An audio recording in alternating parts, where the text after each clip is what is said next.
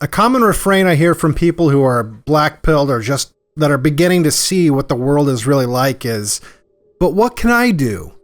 They feel like as a solitary voice that the risks, and there are tons of risks when it comes to speaking your mind in today's world, very real risks that are increasing daily.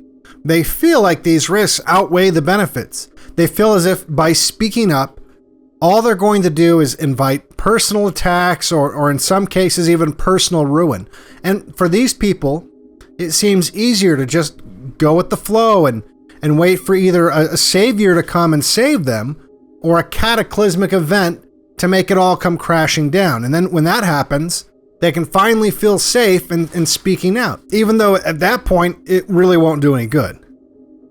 Now, first I want to say, I understand these people, and I'm not here to berate them or tell them that their fears are unwarranted. They're not.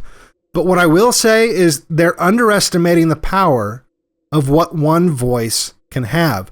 I mean, for example, I'm just one voice, but that's not even really the point. The point is that you're not the only one that just wants to go with the flow. You might not know it, but you're likely acquainted, maybe even closely, or maybe even surrounded by people who feel the exact same way, but they're feeling the same exact pressure as you do to publicly conform to the norm. And if you spoke out, that's all it would take for them to realize that they weren't as outnumbered as they thought they were, and it would give them the courage to speak out as well. And this isn't just me trying to give you a pep talk, this is established science.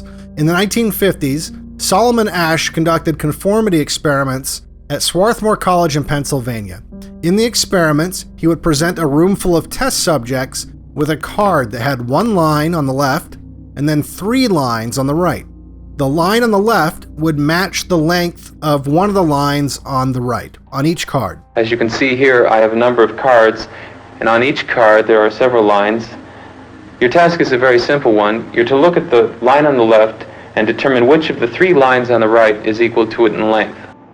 He would tell his test subjects that the experiment was to determine how well people could judge the lengths of the lines. What he didn't tell them was that only one of the people in the room were actually test subjects. The others were all in on the experiment. They were actors. The experiment had nothing to do with the perception of the lines, at least not in the way that the real test subject thought. Asch's real experiment was to see if he could get the real test subject to choose the wrong line by having all the fake test subjects, the actors, incorrectly choose first. He wanted to see if people would go against the evidence that was literally right in front of them in order to agree with the rest of the group. And the results were actually pretty scary. 2. 2. 2. 2. The subject denies the evidence of his own eyes and yields to group influence. Asch found subjects went along with the group on 37% of the critical trials. When the experiment was concluded, Asch interviewed the participants and found that they incorrectly chose for different reasons. Some he categorized as experiencing a distortion of perception or a distortion of judgment.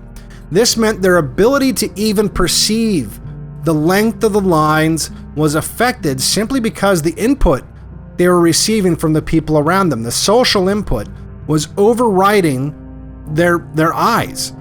Now think of it as a type of hypnosis or suggestion. They actually perceived the incorrect answer as the correct answer because the social pressure was more powerful than their ability to perceive reality. Or they doubted their perception, even though they knew it was wrong. They figured they had to be perceiving things incorrectly, so they outsourced the decision-making to the people around them. Think of how many people that applies to today. The media bombards the public with fictional social norms that in no way reflect reality, until the majority of the public loses the ability to perceive reality. A good example is how Americans grossly overestimate the number of gay people in America. Gallup did a study in 2011 that showed exactly this. Americans polled estimated on average that 23% of the American population was gay, when the real number was 3.8%. That's a huge difference, and can easily be explained by this distortion of perception and judgment. There are 4 of them and 1 of me. 1. This subject's yielding is based on a distortion of his judgment. He genuinely believes that the group is correct. Another category that conformed to the group was a category that knowingly chose incorrectly. They knew their answer was wrong, but they still picked the wrong answer. This he called distortion of action. 2. I know they're wrong, but why should I make waves? 2. In this case, the subject knows he is right, but goes along to avoid the discomfort of disagreeing with the group. Here, the distortion is at the level of his response. 2.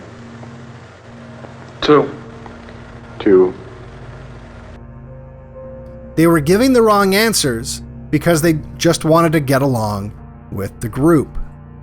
So as frightening as all of this is, why do I bring this up? Doesn't this just reinforce the idea that some people are just going to go along with the group anyway and speaking up doesn't matter? No.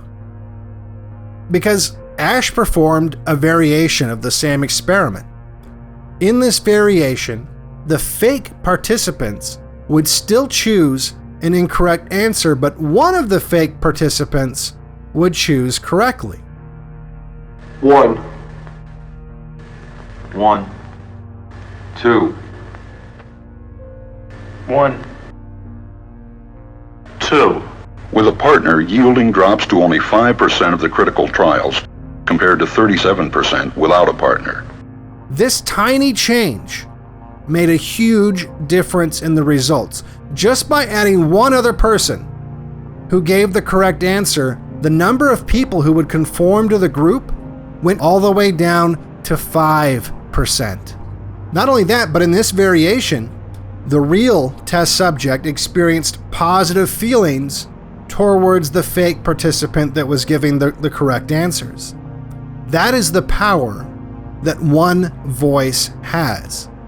By speaking truth in a room full of liars, you can drop the conformity rate all the way down to 5%. While at the same time, you're creating a bond with these people you're setting an example for. And it's important to keep speaking the truth because Asch found that these voices were so vital to breaking the conformity that if he removed that participant that was giving the correct answers halfway through the experiment, the test subjects would go right back to conforming at a similar rate.